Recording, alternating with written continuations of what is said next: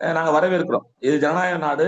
இது யாரும் கட்சி ஆரம்பிக்கலாம். ஆனால் ஒரே ஒரு செய்திதான், தத்துவத்தின் முளைக்காத தனிநபர் தலைமை, பாதை தடுமாறி திசை மாறி இலக்கு தன் வலிமை, கோட்பாடு இல்லாத கட்சிகள், கொள்கை இல்லாத கட்சிகள் இந்த சமூகத்தில் நிலைக்காதுங்கிறத எங்களுடைய நிலைப்பாடு. இல்ல அதான் கொள்கை சொல்லிட்டாரு.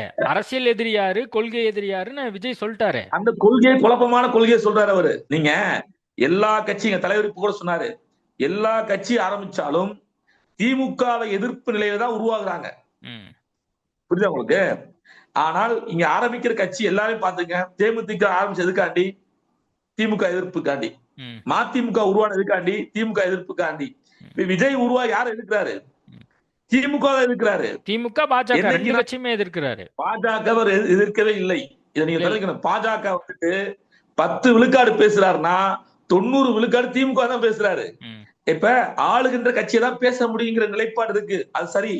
ஆனால் ஆளுகின்ற கட்சி மட்டுமல்ல, இங்க ஆண்ட கட்சியும் பேசணும்.